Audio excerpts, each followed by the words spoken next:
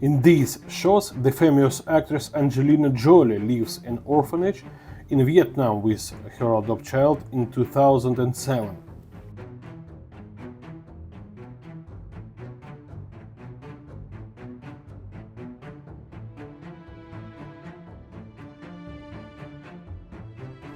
This was not her first adoption. Before this, she had adopted two more children, one from Cambodia and another one from Ethiopia. But this was her last adoption, because at that moment a huge scandal began about kidnapping of children in the first world countries and their sale to rich Americans and Europeans. How did this system work? How much did people pay for adopting a child? And what happened to the children who were already prepared for sale but could not be sold because of the new ban on adoption?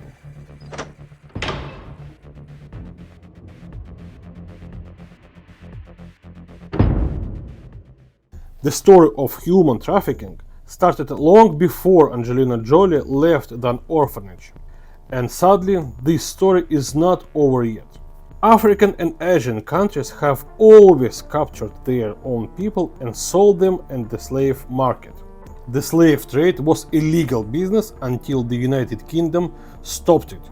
Even today, you can easily buy a person in some Asian countries, in the Middle East, and in Africa. It is still illegal, but because of corruption and the culture of those countries, the slave market continues to exist there. But there is always a desire to earn much more money from one product if you sell it in Europe or North America. But how to sell something that is forbidden to buy? Stay on the channel if you want to know. In 2009, Dolores Priat went to Guatemala to find her biological mother.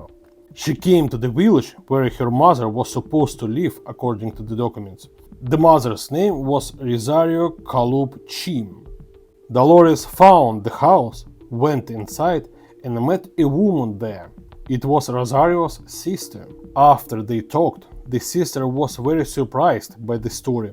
She was sure that Rosario had never given any children up for adoption in her life. Later, they found out the truth.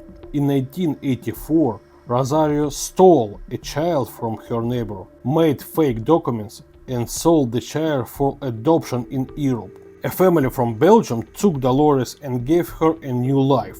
In 2015, the kidnapper Rosario was sentenced to 15 years in prison for kidnapping. So, does this mean evil Europeans and Americans bought children from poor countries? No. The system worked differently. The system was made for kind, but sadly, naive Europeans and Americans. In the old days, locals from poor countries acted very simply.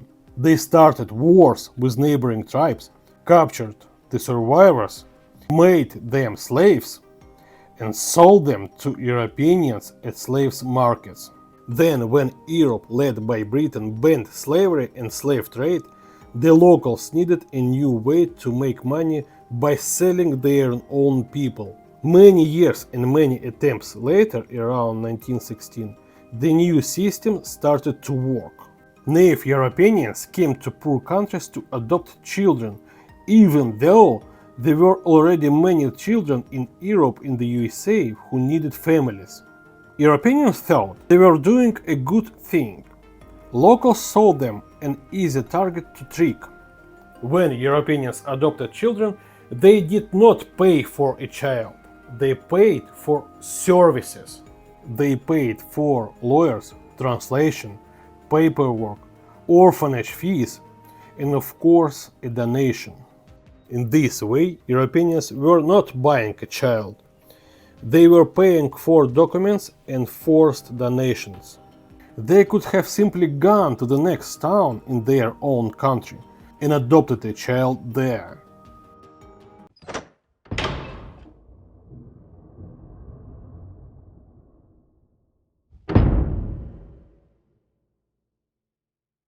At first, the product was real orphans. Then they started to kidnap and buy children.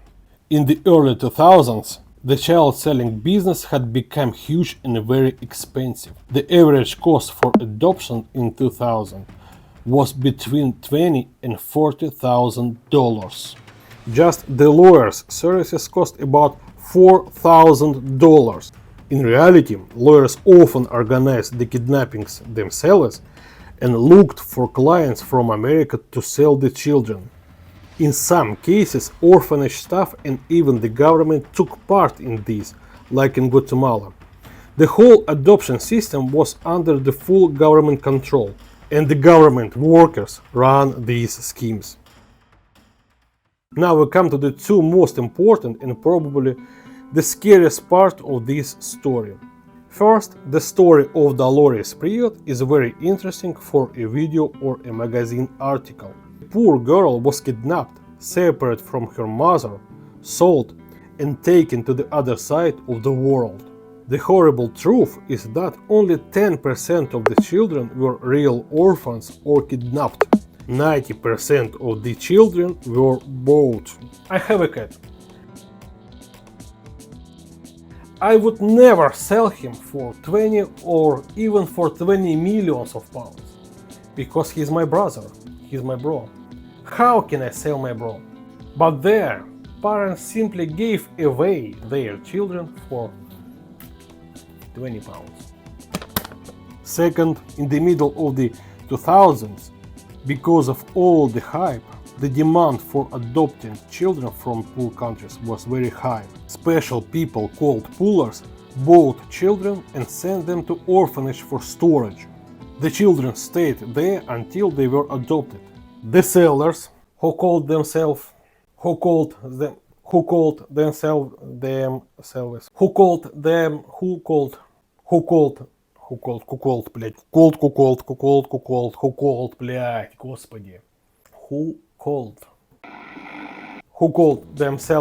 lawyers and translators, looked for clients and prepared the children to be sent to the Western countries. After the scandals, Western countries could no longer ignore this terrible child-selling scheme. They put pressure on the poor countries and banned adoption from those places. The children who had already been bought and placed in the orphanage stayed there for unknown time. When the sellers realized that the scheme was already closed, they had to do something with the product. Some of these children were returned to their families. Some stayed in orphanage, but 1/3 of them were sold again, this time into sexual slavery and labor slavery in their countries.